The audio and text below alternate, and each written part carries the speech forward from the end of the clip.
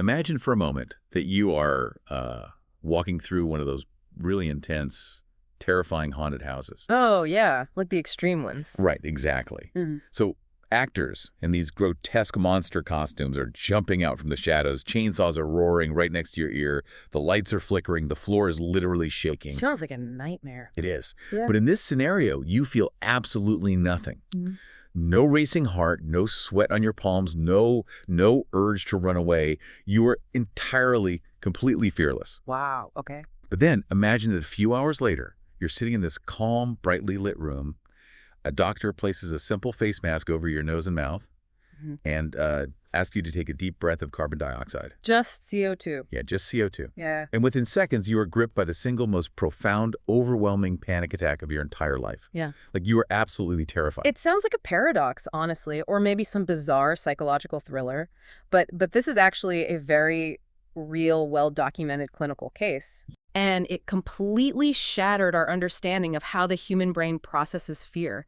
I mean, it revealed this fundamental truth that the machinery of your emotions is far more mechanical and modular. And partitioned, right. Exactly. Deeply partitioned. Way more than we ever could have intuitively guessed. So welcome to a really rigorous two-part deep dive into the neuroscience of emotion. Today, you are stepping into basically a graduate-level seminar, but we're going to translate all this incredibly dense neurobiology into something you can actually visualize and understand. Right. We're getting into the real architecture here. We are. We're diving deep into the foundational wiring of how your brain constructs your reality, and we're drawing from one of the absolute heavyweights in the field today. Yeah, we are pulling directly from the 6th edition of Principles of Neuroscience, specifically looking at Chapter 42. The big one. It is arguably the definitive text on how the nervous system operates. And our goal today, for this first part of our deep dive, is to really unpack the first half of this chapter. Right, so we're going to look at the historical search for the brain's emotional circuitry. We'll dissect the exact wiring of the amygdala and explore how these deeply ingrained emotional responses are formed, updated, and sometimes, heavily suppressed. Yeah, before we can even map the circuitry, we actually need to completely overhaul our vocabulary. Okay, let's unpack this, because the text makes a very strict fundamental distinction right out of the gate, right? Yeah, it does. And it's a distinction that, almost everyone gets wrong in everyday conversation. Yeah. We constantly interchange the words emotion and feeling. Like if I get cut off in traffic, I say, I feel angry, or I'm experiencing the emotion of anger. Sure. Colloquially, we use them interchangeably all the time. But biologically speaking, those two words describe entirely different phenomena. Totally different. And in a laboratory setting, if we don't separate those two concepts, the science just simply falls apart.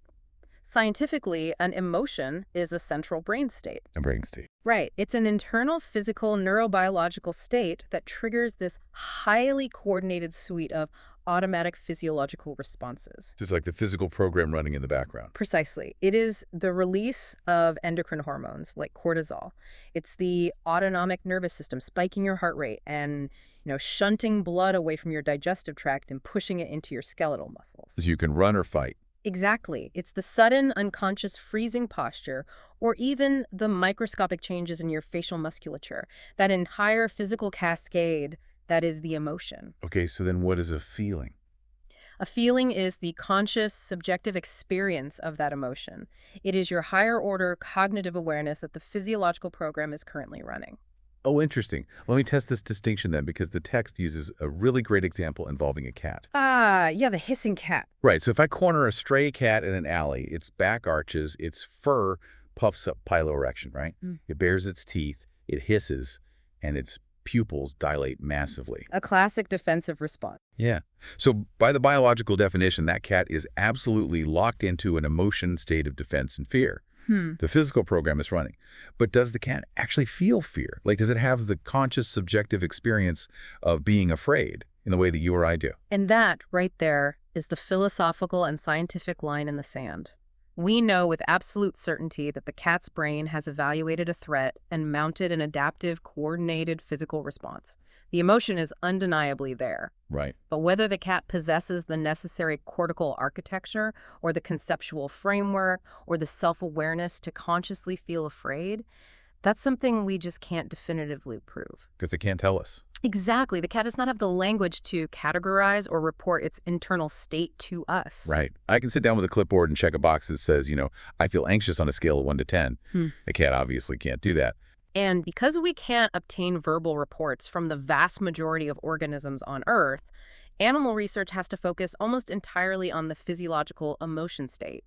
We look at the observable behaviors and biological markers. Which makes sense. And what's truly remarkable is how conserved these central emotion states actually are across the entire evolutionary tree. I know Charles Darwin spent a ton of time looking at this. He wrote about it in The Expression of the Emotions in Man and Animals back in, the 1870s? Yeah, late 19th century. He noted that a human baring their teeth in a rage looks awfully similar to a wolf doing the exact same thing. Darwin really laid the groundwork there. He observed that these physical manifestations are shared because they solve fundamental survival problems. Right, survival. And the empirical approach to modern neuroscience really builds on that. We view emotions as these ancient central brain states that can be studied across species, from rodents to non-human primates to humans. But wait, how do we study them in humans without just relying purely on subjective, unreliable self-reporting? I mean, how do you hook a human up to a machine and measure an emotion if you aren't just asking them how they feel? The text goes into some really fascinating detail about psychophysiology. Oh, yes. In box 42-1, psychophysiology is essentially the attempt to assay those central brain states by measuring the peripheral bodily changes. Right. A really classic tool for this is the galvanic skin response. So when your sympathetic nervous system is aroused, like when you enter a state of stress or excitement, your sweat glands become more active. Even if you don't feel like you're sweating. Exactly. Sweat contains electrolytes, which means the electrical conductance of your skin literally changes. We can measure that microscopic change in moisture, usually on the palms of your hands. Okay, so that's basically a lie detector test. Well, it's one component of the polygraph, yes. Though, to be clear, lie detection is a highly flawed application of the technology. Well, this is just measuring stress. Right. What it actually measures is just physiological arousal. We also track things like heart rate variability, blood pressure, pupil dilation. We can even use facial electromyography, facial EMG. How does that work? We place tiny electrodes on the face to detect microscopic, totally invisible contractions of specific muscles, like the corrugator muscles in the brow or the zygomaticus muscles in the cheek. And those correspond to specific emotions. Yeah, they correlate very reliably with negative or positive emotional valence, even if the person's face looks completely blank to the naked eye. Oh, wow.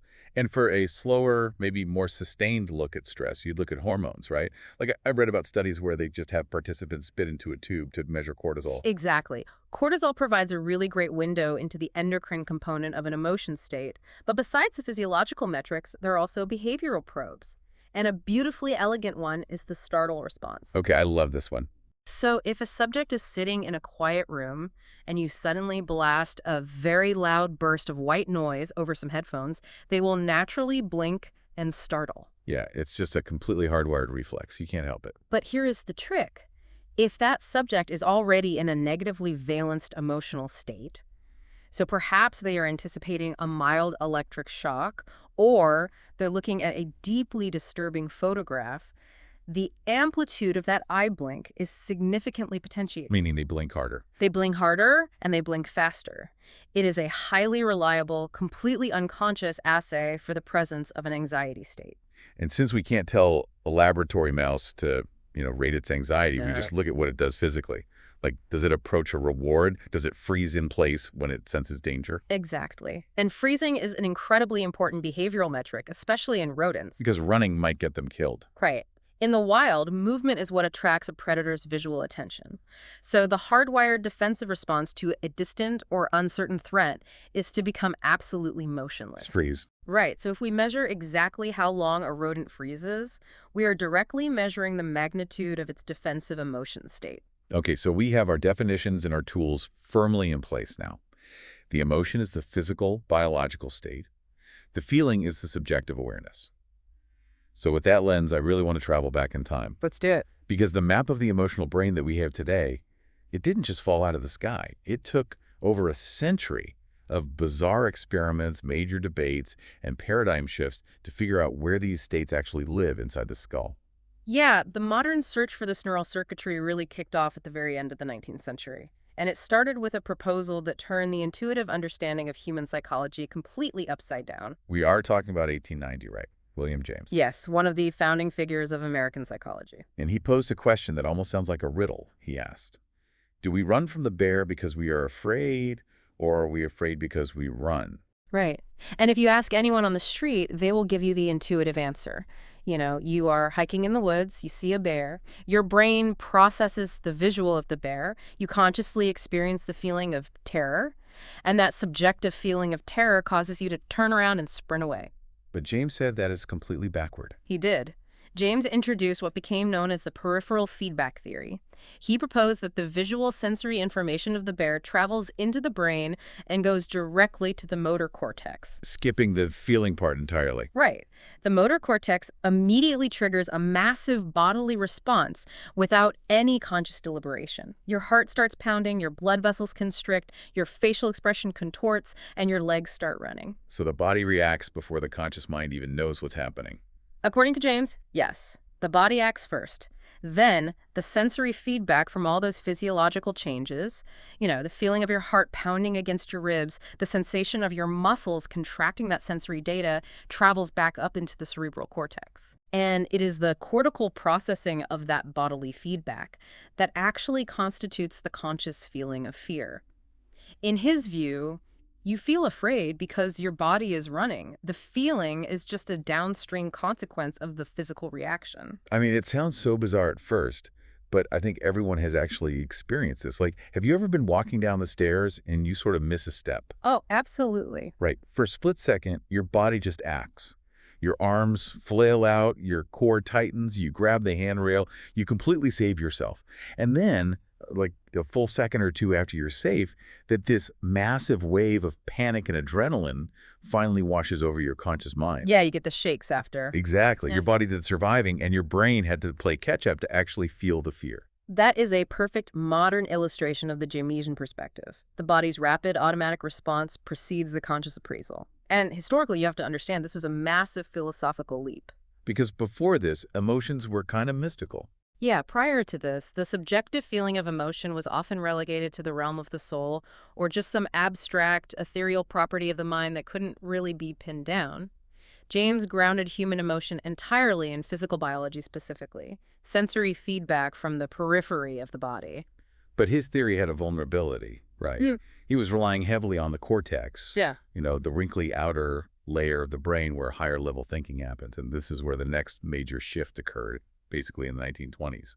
We'd leave the cortex and start digging deeper into the center of the brain. Right. The major challenge to William James came from Walter Cannon and his student Philip Bard. They were physiologists, and they conducted a series of highly invasive, incredibly precise surgical experiments on animals. Specifically, they used cats. Okay, and they used a technique called transection. Explain what a transection is in this context. A transection is basically a surgical cut straight across the neuraxis. So imagine the brain as a mushroom. You have the large cap, which represents the cerebral cortex and the hemispheres. And then you have the stem, which comprises the deeper subcortical structures, and the brain stem leading down to the spinal cord. Right. Cannon and Bard wanted to know exactly which parts of that mushroom were actually necessary to produce an emotional response. So they basically just started from the top and worked their way down. They did. They began by surgically removing the entire cerebral cortex, the entire cap of the mushroom. Now, according to the strict interpretation of James's theory, without the cortex to process the bodily feedback, there shouldn't be any emotion. Right, because there's nowhere for the feedback to go to create the feeling. Yeah. But what actually happened? The decorticate animals, the ones without the cortex, were still perfectly capable of producing highly coordinated, incredibly intense emotional responses. If provoked, they would arch their backs, unsheathe their claws, hiss, and show extreme autonomic arousal. The whole behavioral program of rage was fully intact despite the complete absence of the cerebral hemispheres. Which immediately proves the cortex is not the generator of the emotion state. Exactly. So Cannon and Bard kept moving their surgical cuts lower and lower down the brainstem, and they found a very specific boundary line. If they made a transection that separated the upper part of the brain from the hypothalamus. And the hypothalamus is that very small, almond-sized structure deep in the center of the brain, right? Yes, it's this ancient structure sitting just above the brainstem.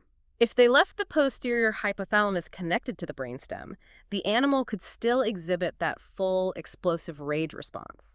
Cannon termed this sham rage. Wait, why call it sham rage? Was it fake?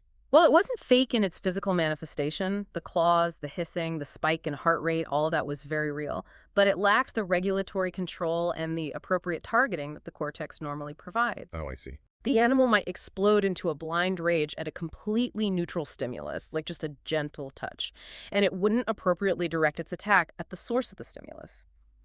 Cannon assumed that without the cortex, the animal lacked the subjective feeling of rage. It was just a machine executing a purely motor program. A biological machine running a subroutine. I like to think of it like a sports car. The engine is roaring, the wheels are spinning, the power is all there. But the steering wheel has been completely disconnected.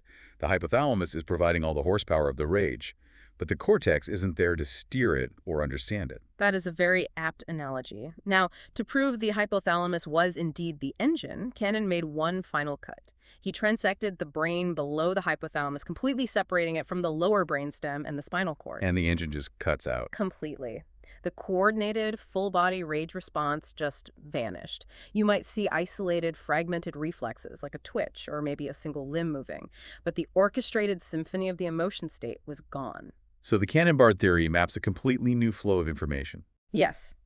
They proposed that sensory information enters the brain through the thalamus, which is kind of the main sensory relay station. From the thalamus, the signal splits. It goes two ways. Right. It goes up to the cerebral cortex to generate the conscious feeling of the emotion, but simultaneously it goes down to the hypothalamus. And the hypothalamus evaluates the emotional significance of the stimulus and commands the bodily response. So unlike James, who said it's a sequence body reacts, then brain feels Cannon, and Bard said it's parallel.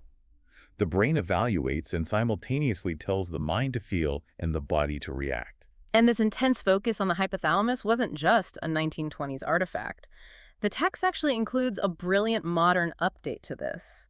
Fast forward a century, and researchers are obviously no longer doing gross surgical transections. They are using optogenetics. Okay, let's define optogenetics for the listener, because it's genuinely one of the most sci-fi sounding techniques in modern biology. It truly is. Optogenetics allows scientists to genetically modify very specific populations of neurons so that they express light-sensitive ion channels. This means researchers can insert a tiny fiber optic cable into a living animal's brain and literally turn specific groups of neurons on or off simply by shining a laser on them. Just literally flipping a light switch to activate a brain circuit.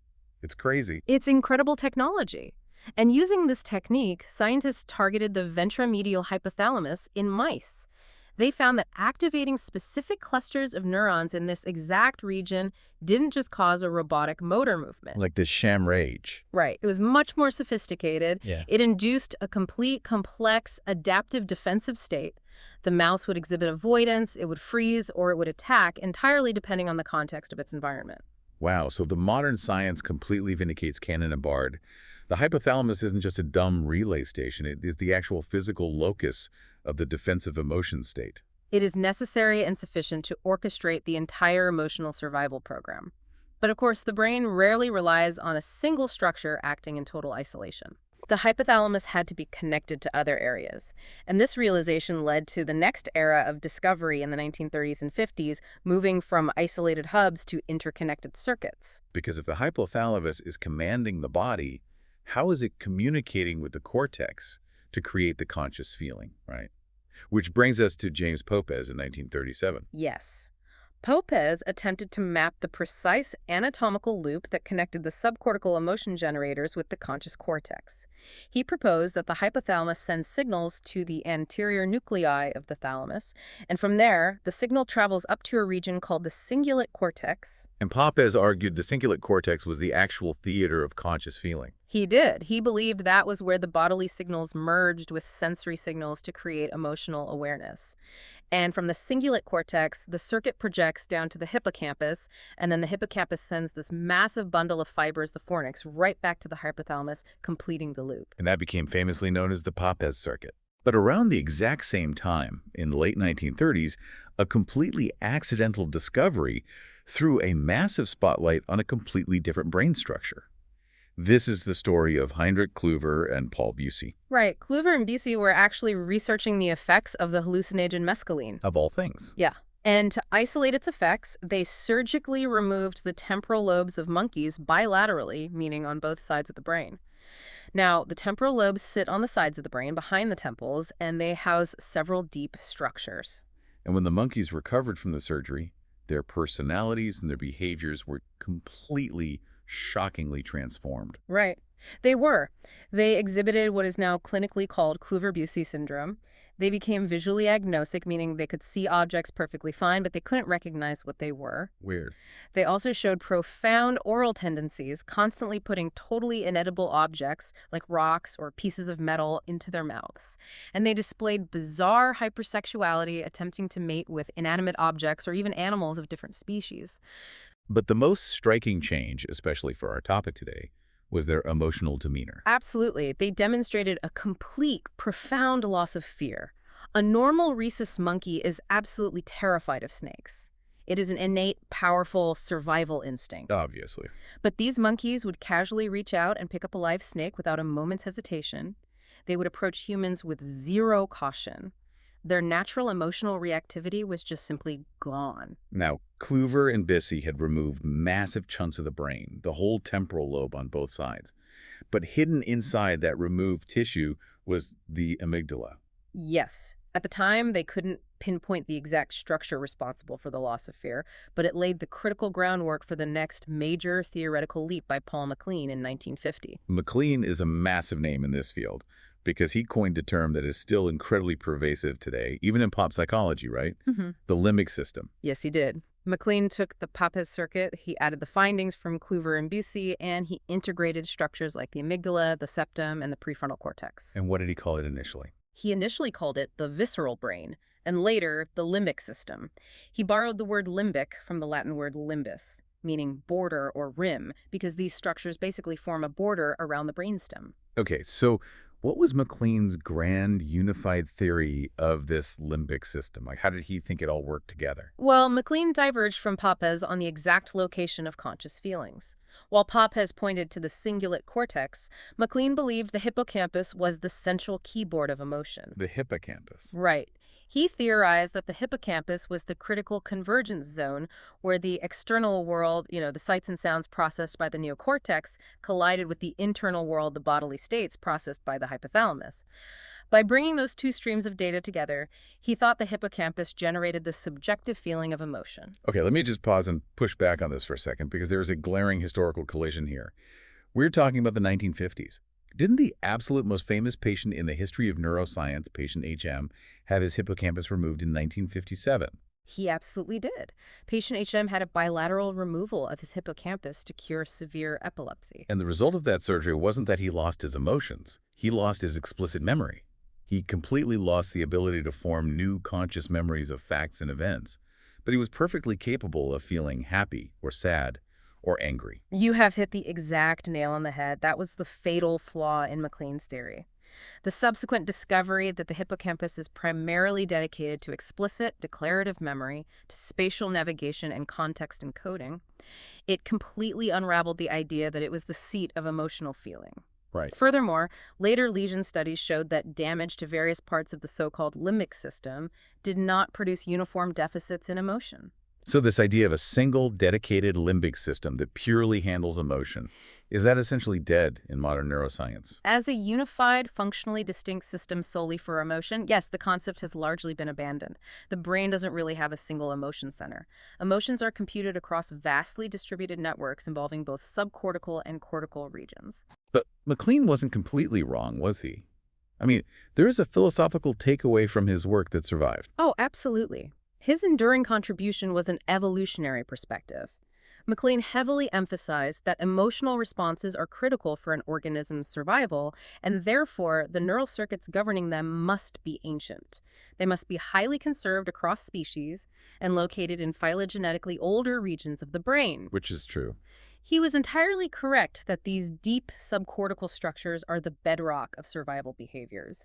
And out of the ashes of the limbic system theory, one particular structure emerged as the absolute focal point of modern emotion research. The almond-shaped cluster of neurons deep in the temporal lobe, the amygdala. Yes. The text transitions here to focus intensely on the amygdala because it provides arguably the most thoroughly mapped, mechanistically understood example of how the brain processes emotion. Specifically how it processes learned fear. Let's dive really deep into this, because the amygdala is always dubbed the fear center in popular media. We're going to see later why that's a pretty massive oversimplification, but it certainly plays the starring role in how we learn to be afraid. So, how does a completely neutral stimulus, something that isn't inherently dangerous at all, become terrifying? To understand the cellular mechanics of this, we have to look at the gold standard experimental paradigm in the field, Pavlovian fear conditioning. Okay, let's set up the laboratory for the listener. Imagine a rat placed inside a specialized chamber. We play a distinct sound over a speaker, like a high-pitched tone. This is the conditioned stimulus, or CS. And initially, it means absolutely nothing to the rat, right? Right. It might twitch its ears, but it doesn't show any defensive behavior. It's just background noise. Okay. But during the final second of that tone, the floor of the chamber delivers a brief, mild electric shock to the rat's feet. The shock is the unconditioned stimulus, or US. It is innately aversive. The rat doesn't need to learn that it hurts. And the rat reacts to the shock with an unconditioned response. It freezes, its heart rate spikes, its blood pressure shoots up. Exactly. Now, we repeat this pairing just a few times. Tone, then shock. Tone, then shock. The rat's brain begins to detect a profound statistical regularity in its environment. It learns that the tone is a highly reliable predictor of impending pain. Yes. And just to make this relatable, humans do this constantly. Think about the specific notification sound your work uses, like the Slack knock brush sound. When you first download the app, it's just a neutral chime. Totally neutral. But after months of that sound preceding, stressful messages from your boss, your brain wires them together. Now, even if you're relaxing on a Saturday and you hear that chime from someone else's phone on a TV show, your heart rate instantly spikes. Yeah. Your amygdala has literally rewired itself to fear the chime. That is a phenomenal real-world example. It is the exact same biological mechanism. Once the association is formed, we can play the tone alone without any shock, and the rat or the human will mount a full-blown emotional defense response. The neutral CS now elicits the fear state. And the literature proves definitively that if you surgically lesion or chemically inactivate the amygdala before this training, the subject simply will not learn the association. They will feel the shock, they will hear the tone, but they will never connect the two. Correct. But to truly understand this, we must look inside of the amygdala. Because it is not just one homogeneous blob of tissue, it is a highly complex structure comprised of roughly a dozen distinct nuclei. Okay. For fear conditioning, two specific regions are the absolute stars of the show, the lateral nucleus and the central nucleus. Let's trace the exact wiring diagram here. Walk us through what happens millisecond by millisecond. The tone plays, the shock hits. How does the information physically get into the amygdala? Let's follow the sensory signals. The auditory information of the tone and the somatosensory information of the painful shock travel from the periphery of the body up into the thalamus. And the thalamus acts as the brain's grand central switchboard for sensory data. Right. And from the thalamus, it sends the information up to the cortex for higher processing. But crucially, it also sends a direct line straight down to the amygdala. Specifically to the lateral nucleus of the amygdala, right? Yes. The lateral nucleus is the primary sensory gateway. It is the door through which information from the outside world enters the amygdala complex. And this is where the magic of learning actually happens. The lateral nucleus is the actual site of memory storage, the site of synaptic plasticity. The synaptic plasticity meaning the physical alteration of the connections between neurons. Precisely. Let's look at a single neuron inside the lateral nucleus.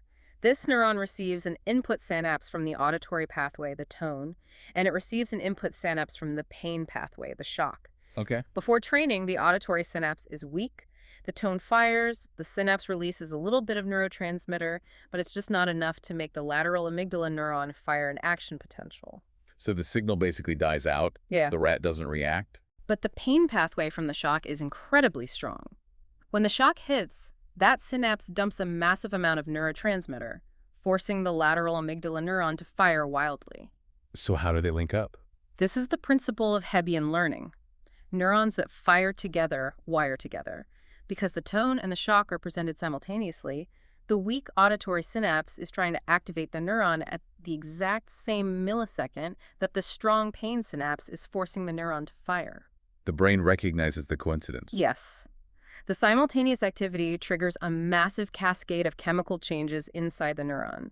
Calcium floods into the cell, activating enzymes that literally build new receptors and insert them into the auditory synapse. The physical structure of the connection fundamentally changes. I love to visualize this, like walking through a field of high grass. The first time the tone plays, it's like a single person walking through the grass. They leave a faint trail, but it's really hard to follow. That's the weak synapse. I like that. But when the tone and the shock fire together repeatedly, it's like driving a fleet of bulldozers over that exact same path. The brain paves the dirt trail into an 8-lane superhighway. That is a perfect metaphor. The synapse has been potentiated. Now, the next time you play the tone alone, that auditory signal races down the newly paved superhighway, releasing massive amounts of neurotransmitter, and it easily triggers the lateral amygdala neuron to fire on its own. The brain has encoded the memory. But the lateral nucleus is just the entry point and the storage drive. It doesn't have the anatomical connections to actually make the rat freeze or make your heart race. It has to send that signal somewhere else. Right. It has to transmit the danger signal to the output hub.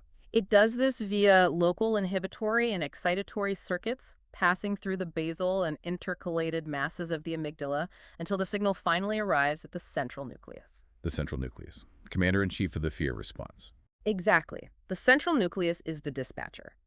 Once it receives the validated danger signal from the lateral nucleus, it reaches out across the brain to orchestrate the physical emotion. Give us the specific targets. Where does it send its troops? If the animal needs to execute the behavioral freezing response, the central nucleus sends intense projections down into the brainstem, specifically to a region called the ventral periaqueductal gray, or the PAG. Okay, the ventral peg for freezing. Right. If it needs to mount an autonomic response spiking blood pressure and heart rate, it sends projections to the lateral hypothalamus. If it needs to release stress hormones, it signals the paraventricular nucleus of the hypothalamus. It's basically like a master control panel throwing switches for the heart, the muscles, and the adrenal glands all simultaneously. Yes. Now, there's a very specific nuance here about the speed of this circuit that I found mind-blowing in the text. We mentioned that the sensory signal from the thalamus goes to the cortex, but also directly to the amygdala. Yes, the dual pathways, Yes. the high road and the low road. Right. The text notes that the direct path from the thalamus to the amygdala is much shorter, anatomically, than the path that goes all the way up to the cortex, gets processed, and then goes back down. This means the amygdala receives the auditory danger cue before the conscious cortex has fully processed the stimulus. By tens of milliseconds, yes. The amygdala gets a fast, low-resolution, dirty sketch of the sensory world. So if you're hiking and you see a long, curved shape in the grass, that visual data hits your thalamus. The thalamus sends a rough, blurry image of a curved shape straight down the low road to the amygdala. And the amygdala says, curved shape, could be a snake, better safe than sorry, and instantly triggers the freezing response and the adrenaline dump. Meanwhile, the thalamus has sent the high-resolution data up the high road to your visual cortex. The visual cortex takes a few extra milliseconds to process the color, the texture, and the context. And then the cortex sends a message down saying, stand down, everyone, it's just a garden hose. But your heart is already racing because the low road reacted first. It is an evolutionary masterpiece. In a life-or-death situation with a predator, a 50-millisecond delay to consciously identify the exact species of snake could be fatal. The low road sacrifices accuracy for speed, ensuring survival. It's brilliantly designed. Right. But everything we've just discussed, the lateral nucleus, the tone, the shock, is entirely based on learning. The animal has to experience the pain to wire the circuit. But what if there isn't time to learn? Right. What if the first mistake is fatal? This brings us to a massive paradigm shift in the text. Not all fear is learned. If we relied solely on trial and error learning, many species would have gone extinct long ago.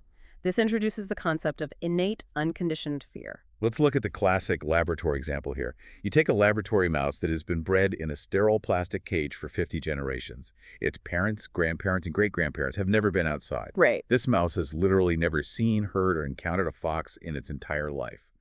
But if a researcher places a single drop of fox urine into that cage, The mouse will instantly exhibit a massive, terrified freezing response. It will cower, its stress hormones will skyrocket. It possesses an innate, genetically hardwired fear of predator odors. It requires zero Pavlovian conditioning to know that the scent means death.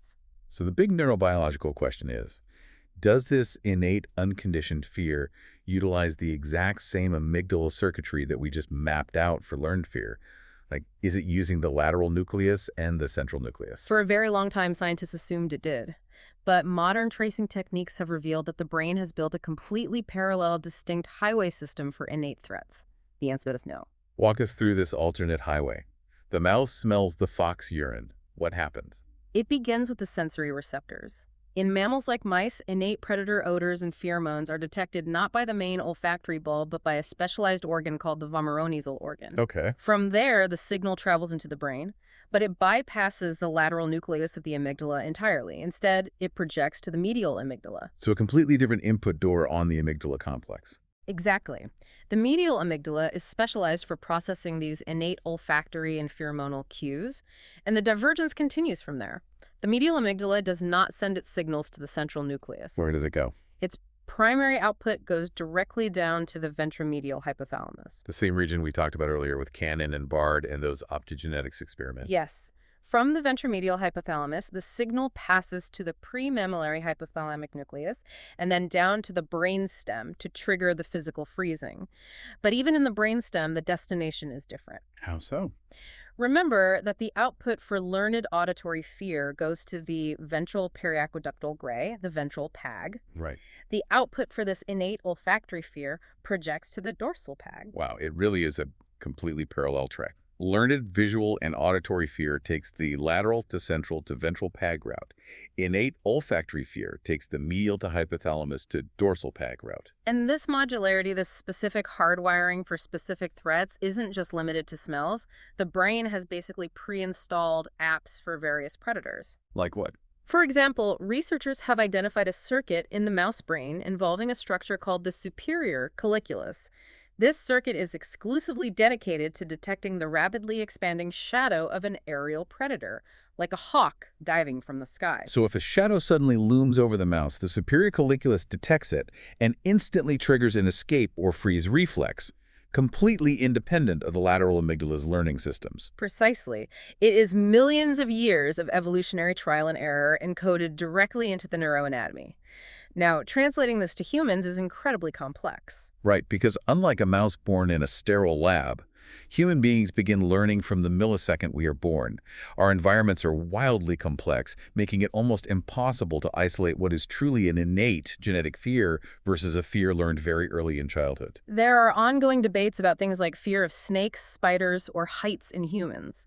Many people seem to possess an almost innate phobia of them, perhaps representing a deep evolutionary vestige. But humans also show massive individual variation, right? One person might be terrified of spiders, while another keeps a tarantula as a pet. Which means the human cortex can override or perhaps never activate those innate circuits. But we do have a window into exactly what the amygdala does in the human brain, and it comes from one of the most famous clinical cases in medical history. We are shifting out of the animal models and looking directly at the human experience. We are talking about cases of bilateral amygdala lesions in human patients. This means the amygdala structure has been destroyed on both the left and right sides of the brain, usually due to a disease or a surgical intervention. And the most extensively studied patient in the scientific literature is known by her initials, right?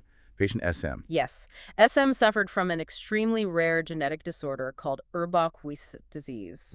This condition uniquely caused the progressive calcification and eventual complete destruction of her amygdalae, while leaving her cerebral cortex, her intelligence, her language skills, and her memory almost completely intact. She presented an unprecedented opportunity for neuroscientists. She was a high-functioning adult human who essentially walked through the world without an amygdala. The question was, what does her emotional life actually look like? And the behavioral testing they put her through is legendary. They wanted to see if they could induce fear, so they took her to an exotic pet store and confronted her with massive live snakes and tarantulas. And most people would recoil. SM exhibited intense curiosity. She actively wanted to touch the snakes. She literally had to be restrained from reaching out to pet a dangerous animal. That's wild. And then they took her through the Waverly Hills Sanatorium, right? Widely considered one of the most terrifying, intense haunted houses in the world, filled with jump scares, strobe lights, actors trained to evoke terror. And SM found it highly entertaining. She wasn't startled. At one point, she actually reached out and poked one of the monsters in the face out of curiosity, which ended up scaring the actor. She demonstrated a profound, complete absence of exteroceptive fear. Let's define that word, exteroceptive. Exteroceptive refers to stimuli originating from the outside world. Visuals, sounds, threats in the external environment. Right. Without her amygdala, her brain simply could not evaluate an external stimulus as biologically threatening. She didn't consciously feel fear, and she didn't mount the physiological autonomic responses. They even had her recall deeply traumatic events from her past, like she had been held at knife point in a park, she had been involved in a domestic violence situation. And she could explicitly narrate the facts of what happened with perfect clarity. But she recalled the events with zero subjective emotional weight. It seemed to definitively prove that the amygdala is the absolute, irreplaceable center of human fear. But then, the researchers ran an experiment that completely turned the field on its head. The plot twist of the century. They wanted to know what would happen if the threat didn't come from the outside world, but from inside her own body. The carbon dioxide experiment. This is a landmark study. The researchers brought SM, along with a couple of other patients with similar bilateral amygdala damage, into the lab. They placed a mask over her face and administered a single, deep inhalation of air mixed with 35% carbon dioxide. And for context, inhaling a high concentration of CO2 rapidly lowers the pH of your blood. Your brainstem detects this instantly, and it triggers a suffocating sensation. It creates an intense physiological air hunger. It is a profound interoceptive threat, a threat from within. So what happened? When SM inhaled the CO2, the result was staggering. She didn't just feel a little uncomfortable. She experienced an overwhelming, explosive panic attack. Wow. She gasped, she exhibited extreme distress, and she frantically tried to rip the mask off her face. When asked afterward how she felt, she reported experiencing intense, absolute terror. The woman who wasn't afraid of monsters or snakes or knives, the woman who had not felt fear in decades, was suddenly terrified by the sensation of her own biology failing. It is a profound finding because it proves an absolute dissociation between exteroceptive and interoceptive fear. The amygdala is entirely necessary for detecting and reacting to external threats. But it is not the only structure capable of generating fear. Exactly. The brain has multiple distinct fear systems. So how do neuroscientists make sense of this? Like, if the amygdala isn't the only fear center, how do we map out who handles what? One very elegant theoretical framework that has emerged is the concept of threat imminence. It proposes a continuum of defense mechanisms based on how physically and temporally close the threat is. Okay, let's walk through the stages of threat imminence. Stage 1 is a distant potential threat. Imagine you are walking through a dense forest and you know that bears live in this area. You haven't seen a bear, you haven't heard a bear, but the context is dangerous. This evokes a state of sustained apprehension and hypervigilance. We call this anxiety. Your head is on a swivel. Exactly. This distant monitoring state relies heavily on circuits involving the prefrontal cortex and a structure adjacent to the amygdala called the bed nucleus of the striatum, or the BNST. Okay, so that's stage 1. What happens when the threat gets closer? Stage 2 is the proximal threat. You step into a clearing, and there is a bear 50 feet away, looking right at you. The potential threat is now a specific present reality. That's terrifying. This evokes acute fear. This is where the amygdala completely takes over. It initiates the immediate freezing response, spikes your heart rate, and prepares the body to fight or flee based on the external visual data. And this is exactly what patient SM was missing. She could not process the proximal external threat. Exactly. But then we reach stage 3, the immediate, inescapable threat to survival. The bear is physically on top of you, attacking. Or, in the case of the CO2 experiment, your lungs are failing and you are actively suffocating. The ultimate biological emergency. At this stage of immediate threat, the brain shifts into a state of absolute panic and explosive, undirected defensive behavior. And the current theory suggests that this panic state is mediated by deep, ancient brain stem structures like the periaqueductal gray and the hypothalamus. So the threat is so immediate that the brain bypasses the amygdala entirely. The amygdala is basically a radar dish looking for external trouble. When the trouble is already destroying the hull of the ship, the radar dish is useless. The engine room takes over. That is such a clarifying way to view the architecture of the brain. It's layered based on proximity. Now, while we are deeply focused on human uniqueness, the text brings up another fascinating point about how humans learn fear. Yes, active pedagogy. Right. We've talked extensively about Pavlovian conditioning, the rat getting shocked while hearing a tone. But humans have a massive evolutionary advantage. We can learn fear without ever actually experiencing the unconditioned stimulus. Active pedagogy is simply the act of explicitly teaching someone through language that a stimulus is dangerous. I don't have to repeatedly shock you while showing you a picture of a blue circle to make you fear blue circles. No. I can simply look at you and say, if you touch that blue circle, you will receive a lethal electric shock. And assuming you trust me, the very first time you see a blue circle, your amygdala will trigger a full autonomic fear response. Your palms will sweat, your heart will race. Exactly. We can also acquire fear through observational learning, watching someone else experience the shock and the tone. But relying on active pedagogy, using symbolic language to encode an implicit emotional state, is a hallmark of human cognition. And this brings us to one of the most fascinating clinical double dissociations in all of neuroscience, showing how the human brain clearly separates the knowledge of a threat from the feeling of a threat. We are looking at explicit versus implicit memory. Let's define the terms. Explicit memory, also called declarative memory, is your conscious ability to recall facts, events, and narratives.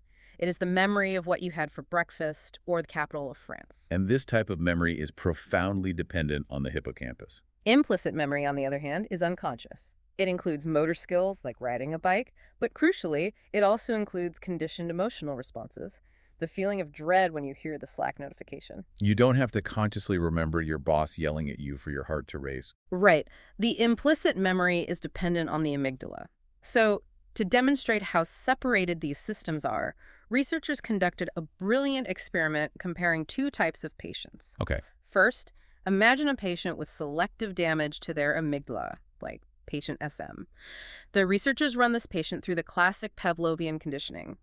A blue square appears on the screen, followed by a loud, painfully noxious air horn sound.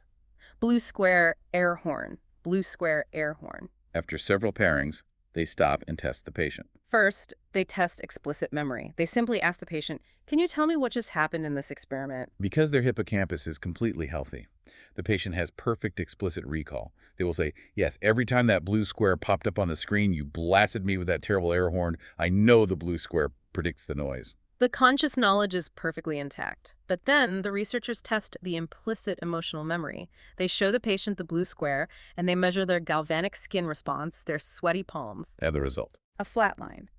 The patient shows absolutely zero physiological arousal. They don't sweat. Their heart rate doesn't change. They possess the intellectual knowledge that the square is dangerous, but their body refuses to mount the emotion state. The implicit memory failed to encode. They know it, but they don't feel it. Now, flip the script entirely. Imagine a patient with severe damage to their hippocampus, but a perfectly healthy amygdala. Someone like patient HM who cannot form new conscious memories. The researchers run the exact same experiment. Blue square, air horn, blue square, air horn. When they test the patient's implicit memory by showing the blue square and measuring their skin conductance. Massive spike.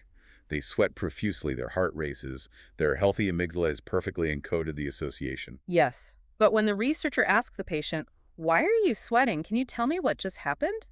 The explicit memory system fails completely. The patient will look at the researcher blankly and say, I have no idea who you are, I don't remember any air horn, and I have never seen that blue square before in my life. They have zero conscious memory of the traumatic event, yet their body is exhibiting a profound, learned physiological fear response to the trigger. Think about the implications of this for everyday life. It explains so much about human irrationality. This is exactly why you might have an intense, crippling phobia of dogs. Right. You might be standing in front of a golden retriever puppy.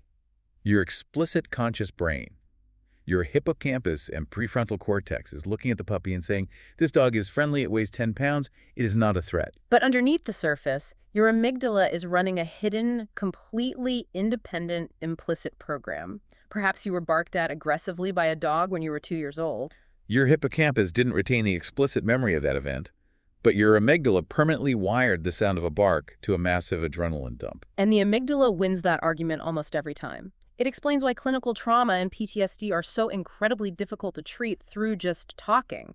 The conscious mind literally doesn't have access to the source code of the implicit fear. It is a profound structural reality of the human brain. But before we leave the amygdala, I have to correct a major misconception that we've inadvertently been reinforcing. Yeah, we keep talking about fear, shock, and trauma. It is very easy to walk away thinking the amygdala is purely a fear center. Right. And the text makes it very clear that this is an outdated, overly simplistic view of the structure. We're shifting into the penultimate part of our journey, the amygdala's role in positive emotions. For decades, neuroscience focused almost exclusively on aversive learning because fear is easy to induce in a lab, and it produces massive, unambiguous behavioral responses. Sure. But as techniques became more sophisticated, the picture broadened significantly. We now know that the amygdala is just as deeply involved in processing rewards, positive valence, and appetitive conditioning. Appetitive meaning things we have an appetite for, things we want to approach rather than avoid. Exactly. The amygdala associates neutral stimuli with rewards just as efficiently as it associates them with punishments. Modern cellular imaging has shown that within the basolateral complex of the amygdala, there are distinct genetically identifiable populations of neurons. Okay. Some neurons exclusively fire to encode aversive negative associations, but interspersed right next to them are entirely different populations of neurons that fire exclusively to encode positive, rewarding associations. The text mentions some incredibly elegant monkey experiments that illustrate this beautifully. Research pioneered by Larry Weisskranz and built upon by modern labs. These experiments look at reversal learning. Imagine a monkey sitting in front of a computer screen. The researchers trained the monkey with two abstract visual images. Let's call them image A and image B. Okay. The monkey learns through trial and error that if it touches image A, it receives a highly rewarding sip of sweet juice. If it touches image B, it receives an annoying, aversive puff of air to the eye. So image A is positive, image B is negative. And if you record the electrical activity in the monkey's amygdala, you will see a specific set of reward neurons firing aggressively whenever image A appears on the screen. The amygdala is representing the positive value of the stimulus. But then the researchers play a trick. Without warning the monkey, they reverse the contingencies. Now, image A delivers the air puff, and image B delivers the sweet juice. The monkey has to learn the new rules. And what is fascinating is watching the amygdala update in real time. Really? The neurons that were firing happily for image A rapidly cease their activity. A completely different set of aversive neurons begins firing for image A. The neural representation of the value shifts dynamically. The amygdala is actively recomputing the value of the environment. Exactly. The neural activity modulates fast enough to perfectly account for the monkey's new behavioral choices. It proves the amygdala is not a static fear alarm. It is an active, context-dependent value computer. And we see this confirmed in human studies, too, using fMRI, right? Yes.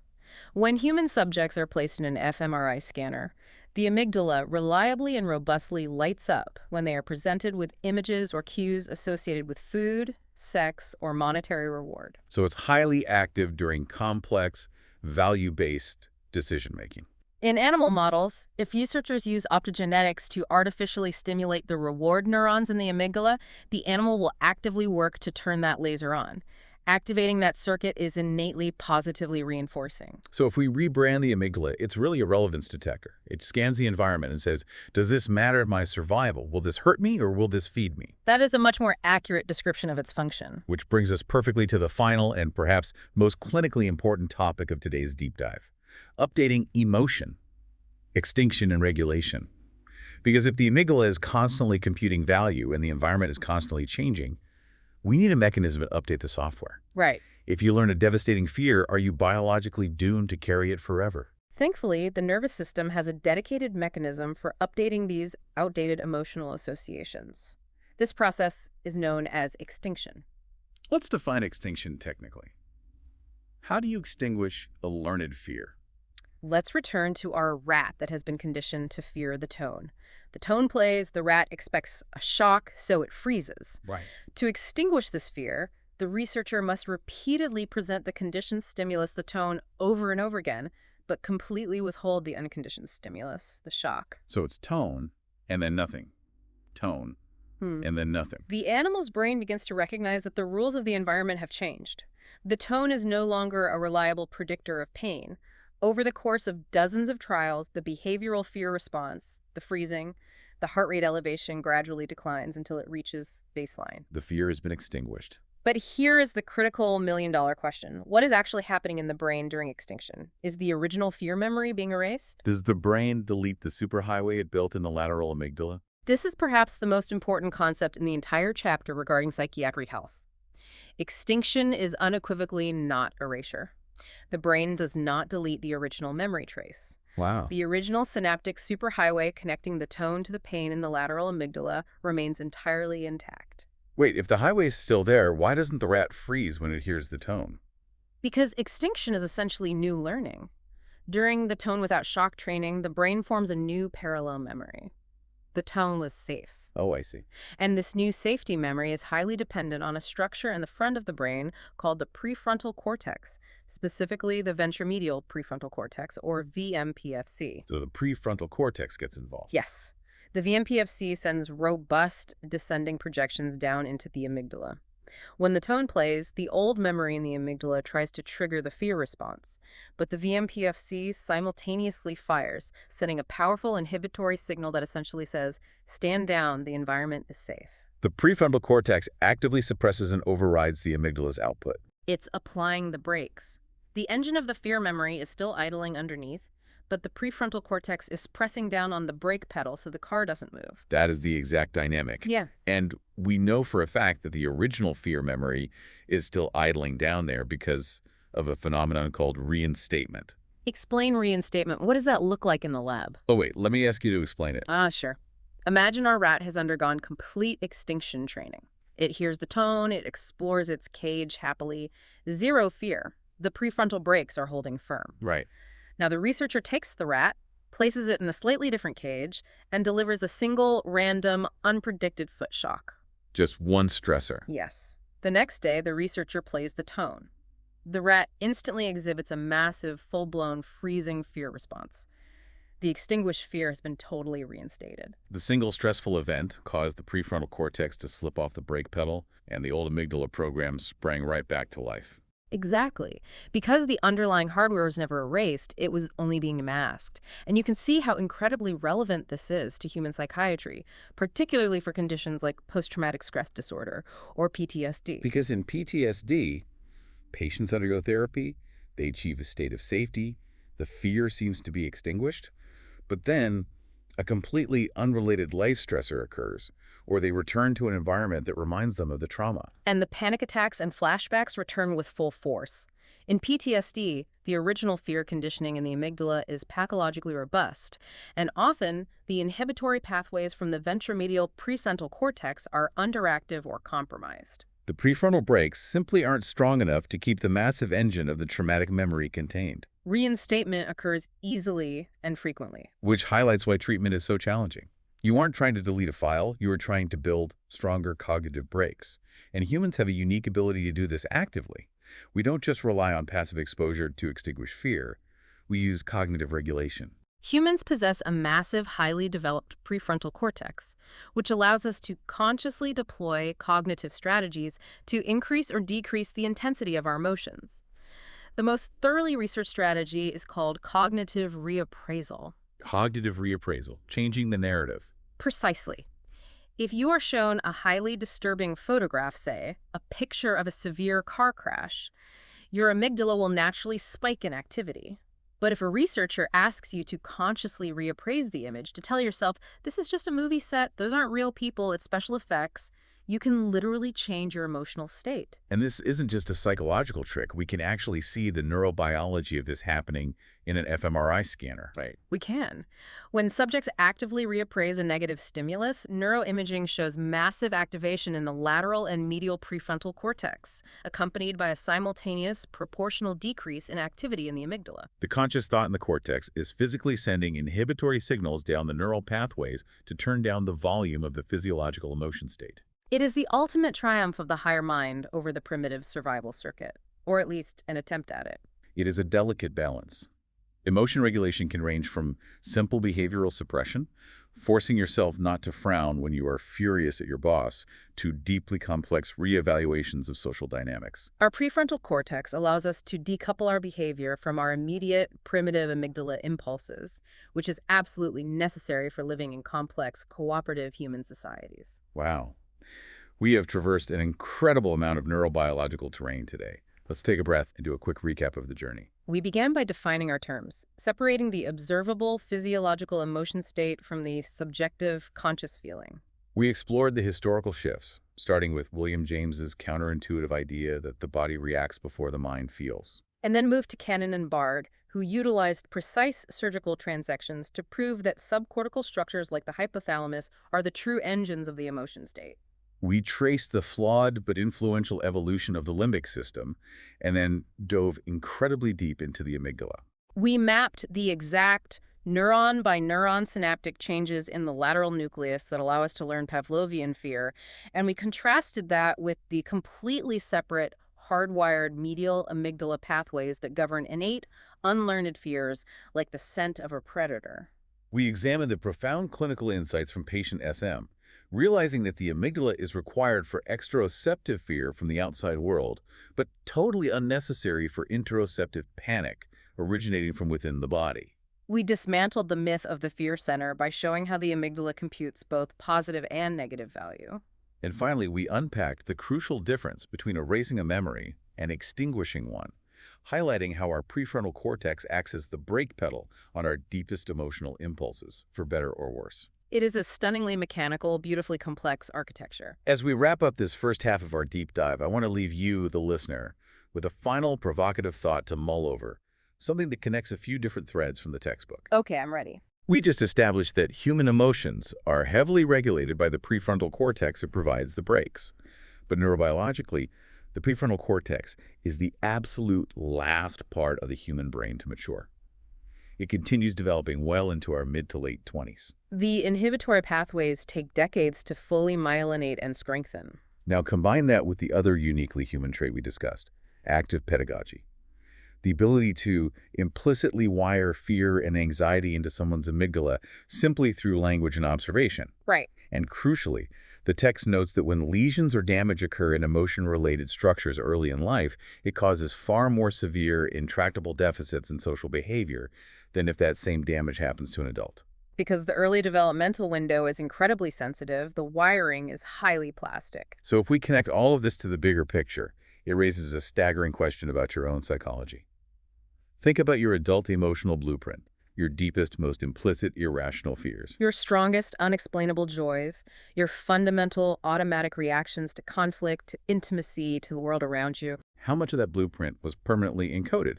How much of that implicit superhighway was paved into your amygdala by your early environment, by the explicit teachings and the subtle anxieties of the adults who raised you, years and years before your prefrontal cortex was even mature enough to critically evaluate, filter, or regulate those emotional inputs?